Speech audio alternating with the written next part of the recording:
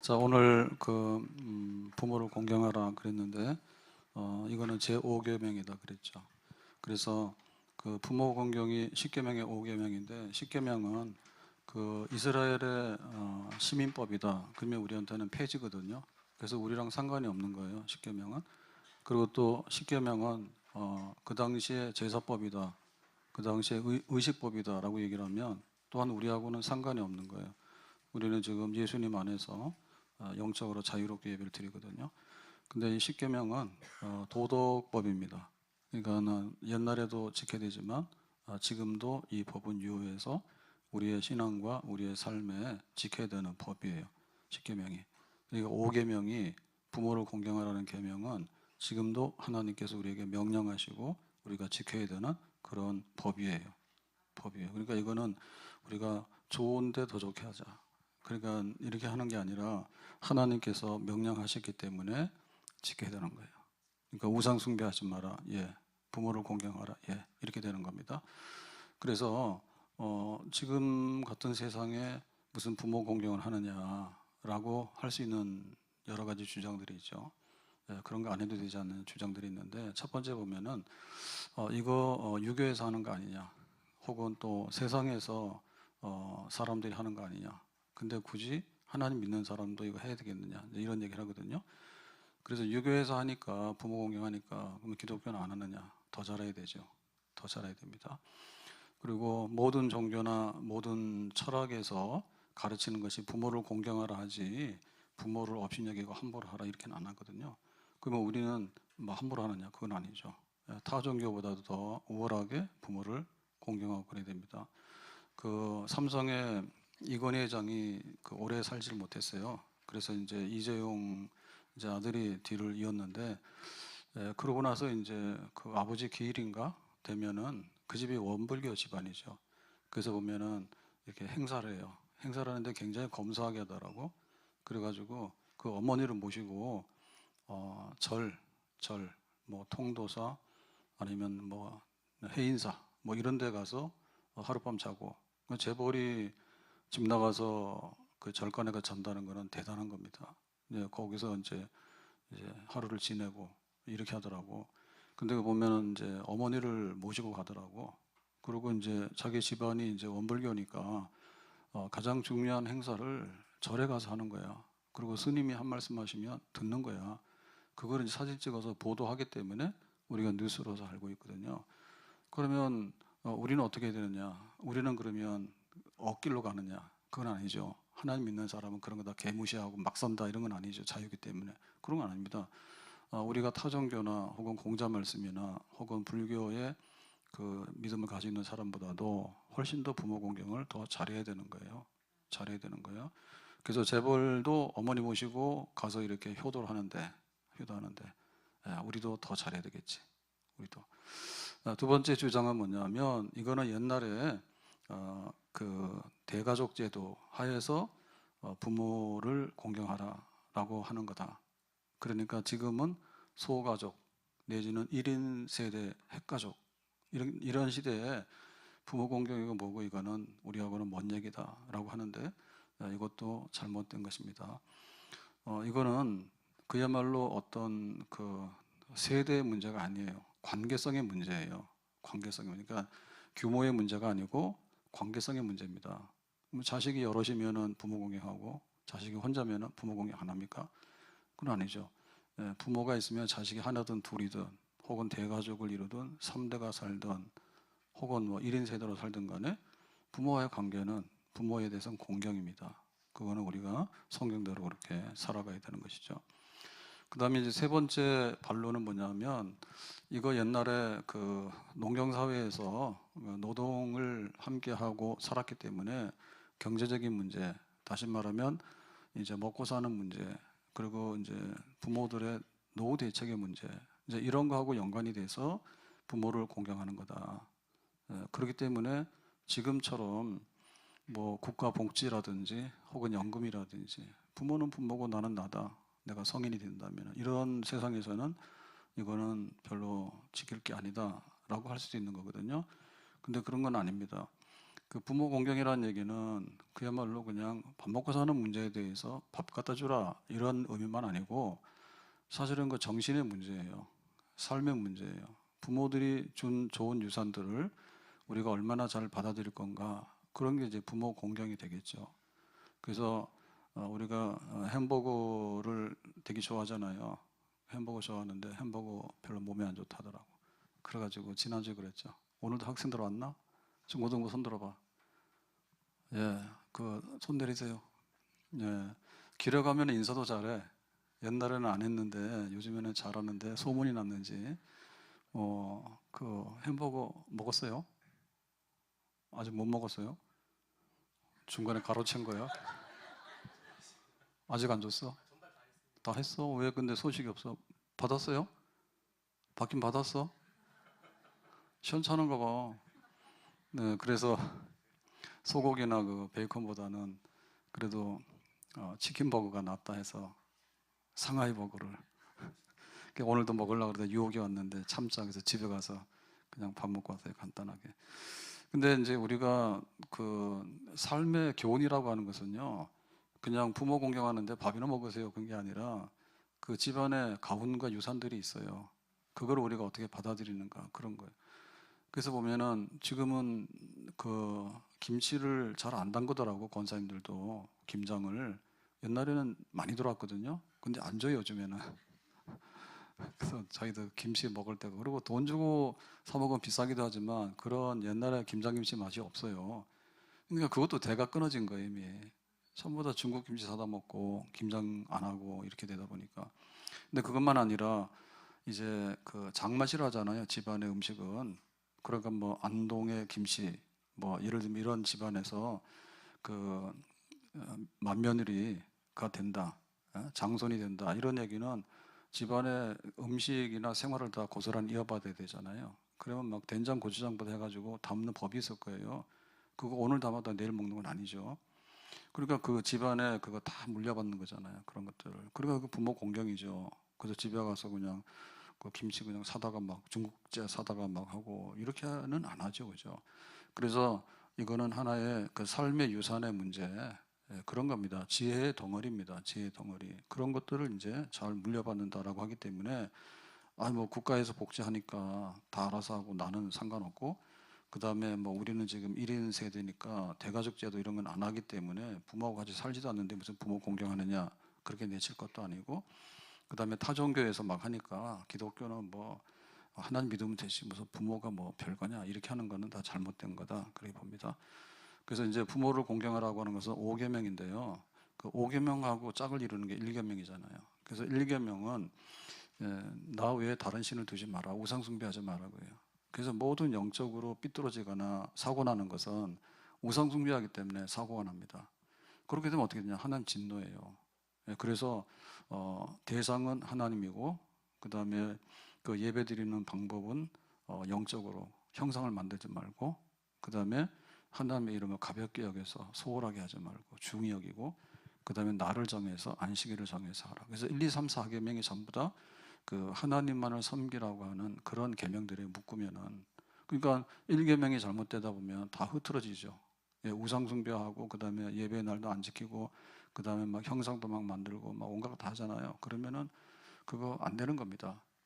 그러면 거기서부터 이제 정말 하나님의 진노와 심판이 임하게 되는 거거든요. 그러면 5계명이 이제 10계명 중에서 이웃사랑의 첫 번째 계명이에요. 그래서 부모를 공경하라. 이게 위에 있는 권위와 질서를 인정하도록 해라, 그렇게 하잖아요. 그러면 6계명이 뭡니까? 살인하지 마라, 생명 귀히 여기라 하죠. 7계명은 간음하지 마라, 가정을 소중히 여기라. 8계명은 도둑질하지 마라, 물질에 관해서 남의 것 손대지 말라. 그 다음에 9계명은 거짓 증거하지 마라, 참말만 하고 남의 명예를 훼손하거나 거짓말하면 안 된다. 10계명은 탐내지 마라, 자족할 줄 알고 만족할 줄 알도록 해라 그랬어요. 그래서 이 5계명에서 10계명까지가 사실 우리의 삶입니다, 삶. 근데 우리 삶이 삐뚤어지기 시작하는 첫 번째 징조가 부모 공경을 하지 않는 거예요. 부모고 뭐고 내 마음대로 산다, 그리고 부모를 아주 가볍게 여기고 홀대한다, 이렇게 돼버리면 이거를 못 지키는 사람은 살인도 할 가능성이 많고, 간음할 가능성도 많고, 거짓말할 가능성도 많고, 남의 거 훔쳐올 가능성도 많고, 남의 거 탐내고, 자기가 불만족할 가능성이 굉장히 농후해요. 그래서 이 부모를 공경하라라고 하는 얘기는 우리 삶의 건강, 우리 삶의 복지의 첫 관문이 되는 거예요. 그래서 지금 보면 우리가 굉장히 잘 사는 시대에 살고 있잖아요. 근데 실제로 내용을 딱 들여다보면은 굉장히 불행하고 엉망진창이에요. 그게 어디서부터 오느냐? 부모 공경이 안 되기 때문에 그런 거예요. 부모님을 존중히 여기지 못하고 굉장히 권위에 대해서 아주 그 반란 일으키고 내 멋대로 살고 이런 게 돼버리게 되면 그 나머지의 모든 생활은 다 이리 깨지고 저리 깨지고 다 터지게 돼 있습니다. 겉으로 멀쩡한 것 같은데 속으로는 피멍이 들어가지고 안 되는 거예요. 그러니까 하나님 섬기자, 우상에다가는 한눈 팔지 말자, 부모를 공경하자, 거역하거나 삐딱길 가려고 하지 말자. 이것만 잘 잡으면 우리의 모든 생활은 하나님께 영광이 되고 우리의 삶은 복이 되는 줄로 믿습니다. 자, 그래서 이제 부모는 공경하라라고 하는 5계명은 뭐냐면 하나님께 주신 명령이기 때문에 이거는 우리가 하나님 주시는 명령이다라고 받아들여야 됩니다. 받아들여야 됩니다. 그러니까 우상 숭배하면 안 돼라고 할 때 맞아. 그렇게 받아들이듯이 부모를 거역하거나 불순종하면 안 돼라고 할 때 사실은 저울의 추가 똑같은 거예요. 똑같은 겁니다. 예. 그래서 나오미가 어떻게 부모를 공경했는가, 룻이 어떻게 시어머니 나오미를 공경했는가, 부모를 공경했는가 한번 보면요. 오늘 본문에 15절에 그랬습니다. 나오미가 이르되 보라, 내 동서 오르바지요, 그의 백성과 그의 신들에게로 돌아가나니, 모압으로 돌아갔습니다. 너도 너의 동서를 따라 돌아가라. 그러니까 너 모압에 있어, 베들레헴 따라오지 마, 이렇게 한 거죠. 이거는 굉장히 현실적인 얘기예요. 너 따라가면은 고생하고 별로 희망이 없고 비전이 없어. 그러니까 너는 그냥 모압에 살아. 라고 이제 나오미가 베들레헴으로 가면서 자기 자부에 대해서 힘드니까 오지 마라 이렇게 얘기를 합니다.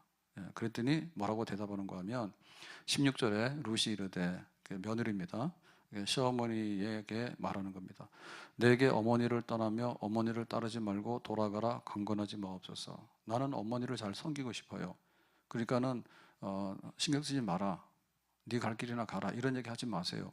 나는 어머니를 섬길 거예요. 어떻게 섬기느냐? 어머니께서 가시는 곳에 나도 가고 가는 곳에 가고 어머니께서 머무르신 곳에서 나도 머물겠나이다. 어머니의 백성이 나의 백성이 되고 어머니의 하나님이 나의 하나님이시리니. 그렇죠? 그러니까 이제 백성이 된다라고 하는 얘기는 이제 시민권을 바꾸는 거죠.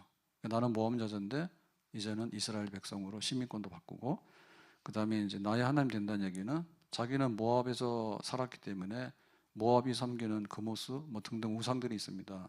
그런 거 다 집어치고 이제는 여호와 하나님만 섬기겠습니다. 이게 개종한다는 얘기죠. 그래서 어머니를 정말 바늘과 실처럼 따라다닐 것이고, 그 다음에 내가 국적도 바꿀 것이고, 그 다음에 내가 종교도 개종할 것이고, 그래서 싹 그야말로 그냥 어머니하고 그냥 하나가 돼서 내가 어머니를 따르고 섬기는데 내 한 몸을 다 내놓겠습니다. 이제 이렇게 고백하게 되는 거예요. 그러니까 이런 것이 바로 부모를 공경하는 정신입니다. 정신입니다. 이게 결단입니다. 그래서 17절에 보니까 어머니께서 죽으시는 곳에서 나도 죽어 거기 묻힐 것이라. 그러니까 이제 어머니 죽는 곳에서 나도 죽을 거니까 생사고락을 같이 하는 거죠. 일사가고 죽음 외에는 갈라놓을 것이 없습니다. 그런 겁니다. 누구냐 이게? 자부의 며느리예요. 며느리가 시어머니,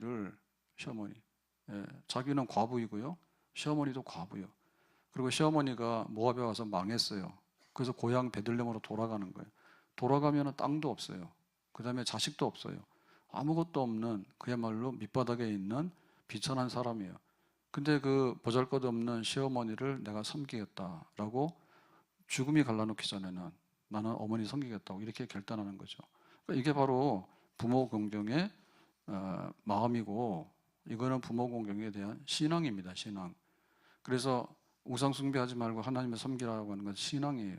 하나님에 대한 믿음이잖아요. 그러면 부모를 공경하는 것도 뭐냐면 신앙이고 믿음인 거예요. 이거는 윤리도덕 이상의 것이 되는 거예요. 윤리도덕 이상인 거예요.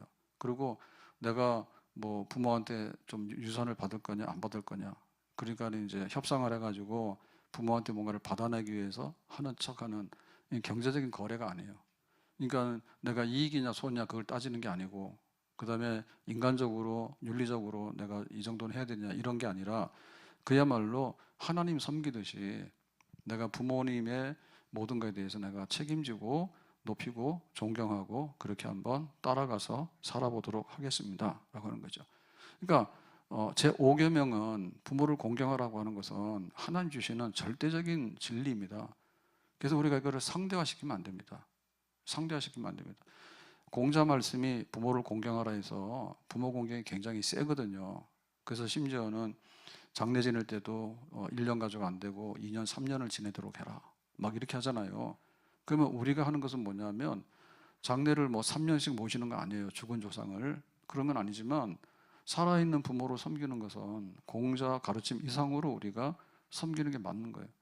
그러니까 이거는 상대화되거나 혹은 조건화되거나 라고 하면은 절대 안 되는 거다. 그러니까 이거를 생각할 때 어떤 생각을 항상 해야 되냐면 하나님 섬길 때 내가 하나님 뭐 주면은 예배 드리고 뭐 안 주면은 예배 안 드리고 그런 거 아니잖아요. 욥 같은 경우에 자기 자식이 다 죽어서 예배 드렸지. 자기 재산이 다 뺏겼는데도 예배 드렸지. 자기가 건강을 잃었는데도 예배 드렸지. 그러고는 이제 하나님께 예배하고 원망하지 아니하고 그러잖아요. 그게 바로 신앙이잖아요. 절대적인 거. 어떤 경우가 있더라도 내가 흔들리거나 여기서 넘어지지 않는다.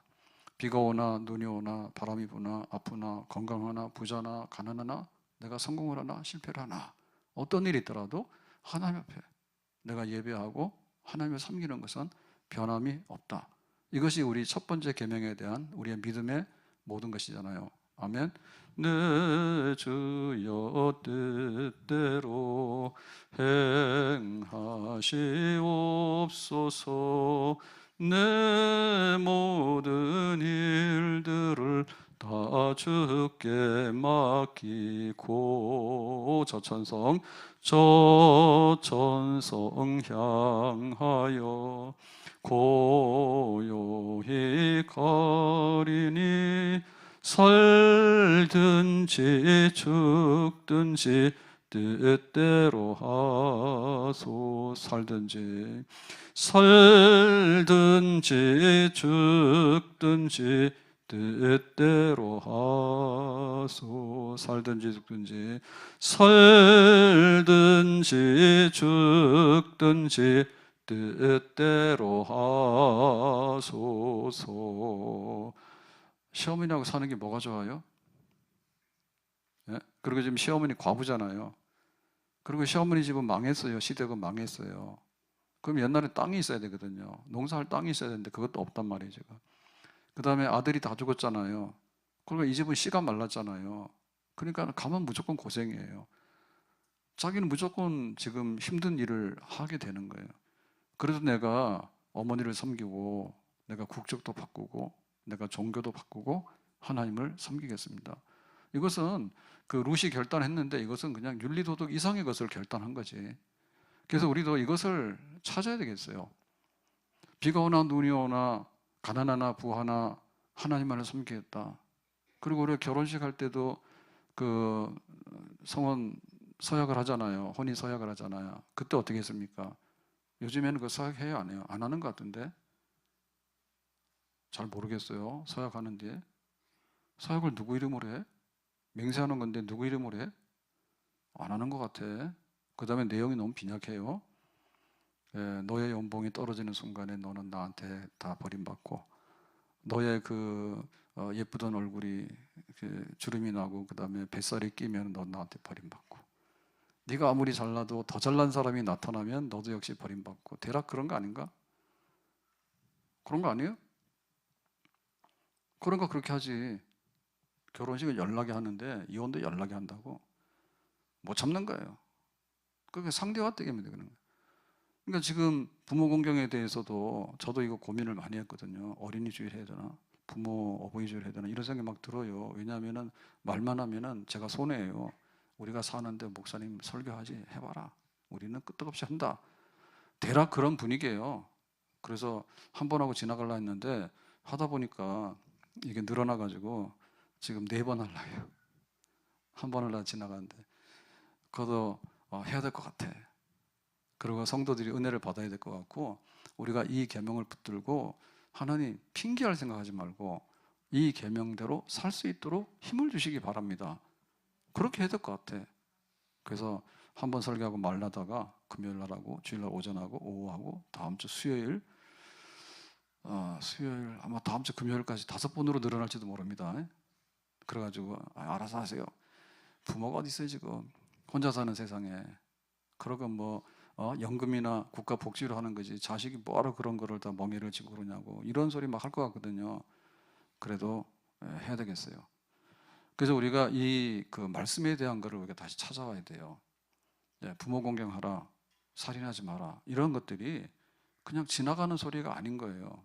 그리고 이거는 상대화되거나 상황화되면 안 되는 거예요. 그럴 수도 있고 안 그럴 수도 있고. 그러니까 뭐 부모가 좀 뭐가 유산이 있어가지고 그렇다 그러면 막 몰려가서 서로 잘하랍니다. 근데 만약에 부모가 1푼도 없다 그러면은 아예 그냥 안 합니다. 안 합니다. 그게 아니라 부모를 공경하는 거는 이게 금수저가 하는 게 아니라 흙수저가 하는 거예요. 아멘? 예? 금수저니까 내가 부모한테 많은 걸 받았기 때문에 하느냐? 더 하네요. 근데 흙수저가 하는 거예요. 정말 부모한테 받은 것도 없지만 하려고 하는 사람은 그래도 내 부모니까 해야 되겠다 이렇게 하는 거죠. 이게 바로 회심이거든요. 회심. 바울이 되게 핍박을 많이 했죠. 교회를. 그러다가 이제 다메섹 도상에서 회심하잖아요. 그래서 나이나 된 것은 오직 하나님의 은혜고 나는 죄인의 괴수였습니다. 이제 내가 안 하겠습니다. 그렇게 하잖아. 그러니까 우리가 부모 공경이라는 것도 계명의 재발견이고 내가 부모 공경하는 삶을 살아야 되겠다라고 하는 것도 우리가 거듭나서 새로운 삶에 대한 출발로 봐야 되는 거예요. 그래서 이거 죽은 거 끄집어내야 됩니다. 그래야지 우리의 삶, 5계명이 망가지면 6계명 당연히 망가지게 되는 거예요. 7계명 당연히 망가지게. 계명들이 다 망가지게 되면 하나님 볼 때 이게 쓰레기고 이게 전부 다 뭐냐면 다 환자들이에요. 그리고 거기서 축복받는 삶이 나올 수가 없어요. 그러니까는 첫째 하나님께 온전한 예배를 드리며 살자. 그 다음에 부모를 공경하면서 그 조상들의 모든 유업과 또 우리 권위, 교회 목사, 장로님, 우리 믿음의 선조들의 모든 유산들 그런 거를 존중 여김 받는 교황이 죽어가지고 이제 새로운 교황을 뽑았습니다. 그래서 이제 천주교는 이제 되게 난리가 났는데 좋다고. 근데 보면 그게 권위거든요. 그럼 막 교황이 세워져야 된다 이런 막 한단 말이에요. 근데 우리 교회들 보면 교회 권위가 없어요. 교회 권위 내가 은혜 되면 오고 은혜 안 되면 안 온다 이런 식이거든요. 그 내가 중심이 되는 게 아니라 교회는 교회 자체로서 그리고 우리는 교황이 문제가 아니고 하나님 말씀이 선포되면 그게 권위인 거예요. 그래서 교회 와서 내가 믿었다라고 얘기를 하면 신앙으로서 부모를 공경하는 그런 거듭난 삶, 우상을 버리듯이 부모에 대한 내 태도나 부모에 대한 공경도 내가 옛날 같으면 이렇게 하지만은 지금은 이렇게 할 수 없어 라고 하는 진정한 회심의 사건이 우리에게 일어나야 될 줄로 믿습니다.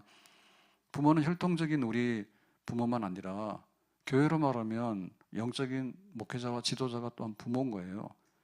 그래서 우리 선생님들도 부모의 자리에 있는 거예요, 전부 다. 그러니까 우리가 여기에 대해서 재발견을 해야 돼. 재발견을 해서 부모의 권위를 인정하게 되고 부모의 유산을 인정해서 내가 이것을 잘 물려받아야 되겠다. 그런 마음으로 살아가는 정말 새롭게 변화되는 그런 삶이 우리에게 있어야 될 줄로 믿습니다. 요한일서 4장 20절에 누구든지 하나님을 사랑하노라 하고 형제를 미워하면 거짓말하는 자니 보는 바 형제를 사랑하지 아니하는 자가 보지 못하는 바 하나님을 사랑할 수 없느니라 그랬죠. 그래서 형제들을 사랑하라라고 하니까 안 한다 그거예요. 그런데 하나님을 사랑한대. 거짓말이야. 보이지 않는 하나님을 사랑하는데 눈에 보이는 형제를 사랑하지 못하냐? 지금 형제가 비 맞았어. 배고파. 아파. 근데 그거 외면하냐? 그래서 온 가족 예배가 마지막 주인데 그 미래 세대에서 우리 아이들하고 같이 예배를 드리려 하거든요. 그래서 이번에 좀 바꿨어요. 바꾸라 했어요, 제가. 바꾸라 해서 이번 주일이 이제 모레 주일이 어버이 주일이잖아요. 네, 어버이 주일인데 아마 국수를 안 할 거예요. 그래서 내가 좀 바꾸라 했어요. 어버이 주일이니까 좀 그 70세가 뭐 국가에서도 이제 그런 의논을 하는데 교회 어른들 네, 좀 존중 여기자. 그러면 똑같이 오늘도 국수고 내일도 국수인데 그러면 안 될 것 같더라고. 저는 아직 노인은 아니에요. 아직은. 그래서 음식을 좀 달리하라 이제 이렇게 얘기를 했고요. 그다음에 막 선물도 그 주일날 교회 오시면은 선물 드리고 못 오시는 분은 이제 집에 찾아가서 다음 주에 한다. 뭐 대략 이렇게 하거든요. 그래서 내가 바꾸라 했어요. 주일날 오시기 전에 어버이 주일로 교회에서 예배 드리니 오늘 내일 다 신방을 해서 안부도 하고 교회 초청 정식을 하도록 해라 해서 선물도 아마 오늘 돌렸는데 내일 돌리나 그래요. 양말 해가지고 한다 하더라고. 그래서 그 쓸만한 거냐 그러니까 뭐 댓글 봤는데 쓸만하다 그러니까 박목사님 책임져라. 품질에 대해서는. 그래서 예산이 한 140만 원인가 나왔어요. 근데 옛날에는 어버이 주일 되면 전도회나 기관에서 막 그 교회다가 대접도 하고 이렇게 그 찬조도 했거든요. 근데 보니까 이번에 뭐 거의 없는 것 같더라고. 권사에서인가 20만 원 하는데 다른 부서에서 좀 하세요. 틀려먹었어. 그래가지고 어버이 주일이라고 예배 드리는데 너무 낯뜨겁지 않아요? 우리가 물론 할 수 있죠. 알아서 하라고 그죠. 알아서 하지만은 그래도 예배 드리면서 진심으로. 그러니까 이거는 그 우리가 눈에 안 보이는 하나님을 사랑하는데 눈에 보이는 형제. 그러니까 하나님을 공경하는데 눈에 보이는 부모와 교회 지도자들이나 학교 선생님들이나 혹은 내 인생의 선배들에 대해서 오늘만큼은 좀 고마웠다. 앞으로도 내가 잘 그렇게 따르고 잘 가겠다. 이런 거를 다짐하는 날이면 우리의 삶은 복된 줄로 믿습니다. 그래서 그 미래 세대도 온가족 예배도 그랬거든요. 그래서 교회 학교 아이들 옷도 다 입히라 했어요. 누가 누군지 모르니까. 그래서 다 티셔츠 아마 할 거예요.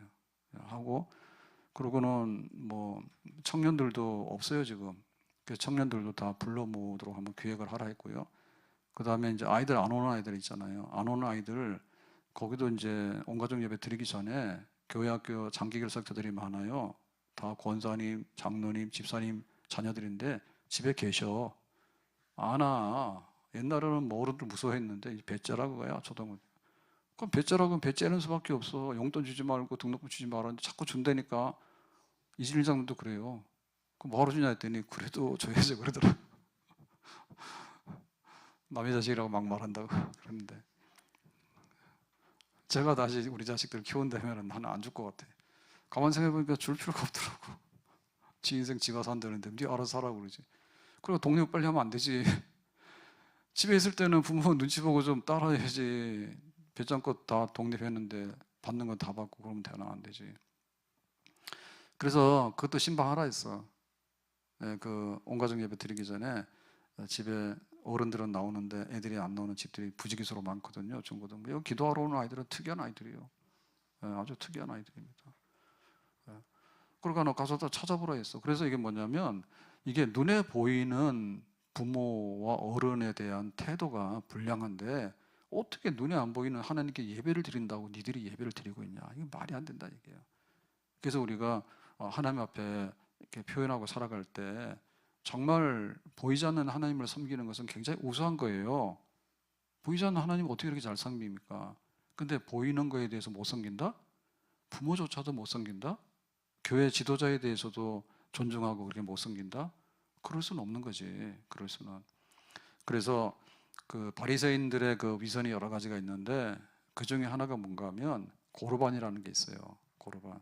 야, 너 부모님이 배고픈데 너는 잘 먹고 그래 되겠냐라고 했더니 그렇잖아요. 나는 고르반을 해서 그래요. 그래. 고르반이 뭐냐면 하나님께 바쳤다는 거예요. 하나님께 우리 집 재산을 몽땅 바쳤기 때문에 그거 떼서 부모님한테 뭐 못 준다 그거예요. 근데 이게 진심이냐면 그거 아닌 거예요. 고르반이라고 하는 말을 둘러대 가지고 부모 섬기는 거 아까우니까 핑계 대는 거예요. 핑계 대는 겁니다. 하나님께 다 바쳐놨기 때문에 부모는 못 준다 그거예요. 그런 건 아니에요. 예. 부모 그 섬기는 거를 핑계하기 위해서 고르반이라고 그렇게 이제 자기가 이제 이렇게 거짓말로 위선을 떠는 거지. 그런 거 하면 안 되겠죠. 그래서 우리가 진심으로 하나님만 섬기라 1계명, 부모를 공경하라 5계명 그랬을 때 이 저울은 어느 한쪽이 기울어져는 안 되는 거예요. 보이지 않는 하나님을 예배하는 사람이 보이는 부모에 대해서 할 거 안 하고 양심이 무너지고 하는데 그렇게 살 수 있겠는가? 그렇게는 안 되는 거죠. 그래서 정말 그 우리에게 약속이 있는 첫 계명이다. 부모 섬기는 것은 그렇게 얘기를 했잖아요.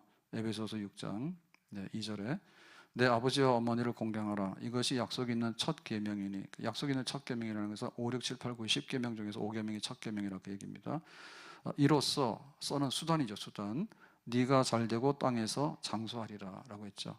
그러니까 부모를 공경하는 것은 보이지 않는 하나님, 보이는 부모. 그러니까 보이는 부모를 섬길 때는 뭐예요? 땅에서 장수하게 되고 네가 하는 일이 잘 된다라고 하니까 보이는 부모를 섬기는 것은 보이는 것으로 하나님께서 복을 주신대요. 아멘. 일이 잘 되고 땅에서 장수한다 했거든요. 그러니까 그야말로 복지가 터져 나오는 겁니다. 복지가 터져 나오는 거예요. 그래서 이런 사람은 어디 가도 복을 받고 미움받을 수가 없어. 예. 생선 가게는 고양이한테 맡기면 안 되잖아요. 근데 생선 중에서 뭐 꼴뚜기, 요즘은 오징어 비싸다는데 꼴뚜기랑 오징어는 다른가? 근데 제일 못난 게 꼴뚜기 그러잖아요. 생긴 게도 뭐가지 생겼는 게 까반다고. 예. 그렇게 하면 안 되잖아. 그러니까 우리가 부모 섬기는 것은 보이는 부모를 섬기는 것은 현실이고요. 하나님께서 주시는 복도 현실인 거야. 그래서 어디 가더라도 별로 어긋나거나 실패할 일이 별로 없어요.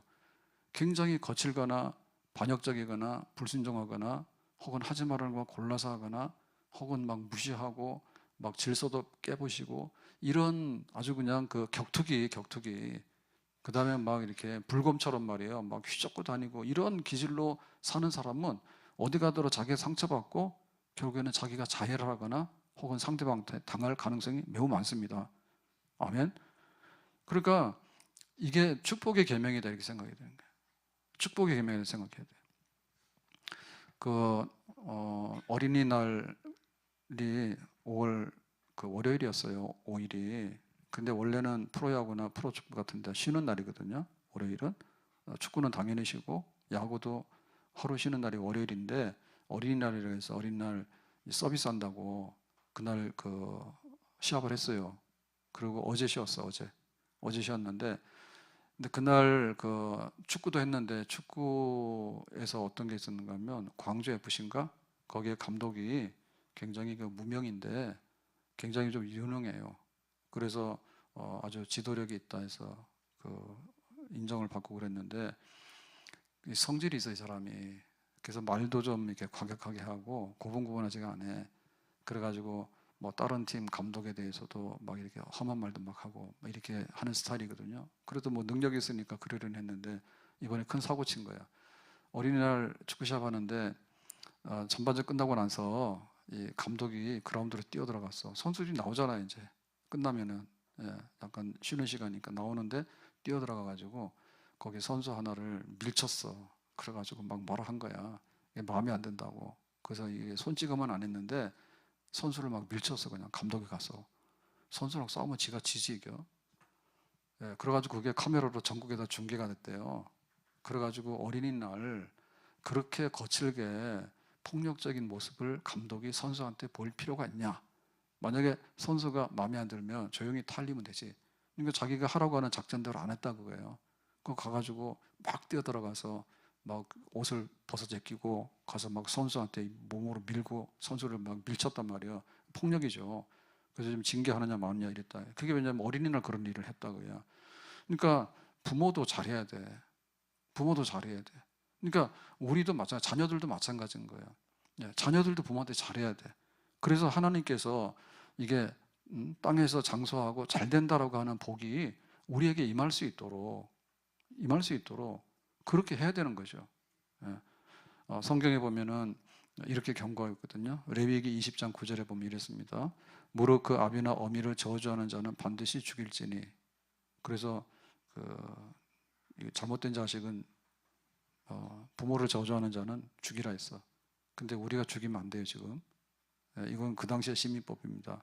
그래서 아비나 어미를 저주하였은즉 그 피가 자기에게로 돌아가리라 했죠. 그러니까 부모한테 함부로 하면 죽어. 그러니까 목숨 내걸고 하세요. 그러니까 이 룻 같은 경우에 어머니 시어머니 나오미를 따르는데 목숨 걸고 했잖아요. 죽기 전에는 내가 어머니 할 거네 다 할 거다 이랬잖아. 반대로 자식이 부모를 저주하는 자는 목숨 걸고 죽으려고 하는 거야. 그러니까 생명줄이 왔다 갔다 한다는 거 알아야 돼. 알아야 돼. 우리 태도가, 우리의 삶이 삶이. 압살롬이 다윗의 아들입니다. 근데 다윗이 유명하고 훌륭하잖아요. 근데 아들한테 반역을 당해서 반란을 일으켜가지고요, 아버지 쫓아내고 예루살렘 궁궐을 뺏었어. 그리고 자기가 왕이 된 것을 선포하는데 어떤 방식으로 선포하냐면, 다윗 왕의 후궁들 있죠. 피난 못 간 후궁들을 백주에 백성들이 보는 앞에서 범해요. 그러니까 이 여자는 내 여자라 그거지. 아버지의 후궁을 내 여자로 취하는 거지. 그걸 통해서 왕권이 나한테 넘어갔다는 것을 보여주는 거야. 이런 패륜 자식이 어디 있어요. 그렇게 했다 압살롬이. 그랬더니 어떻게 했습니까? 그 반란이 실패하죠. 실패해가지고 압살롬이 죽어요.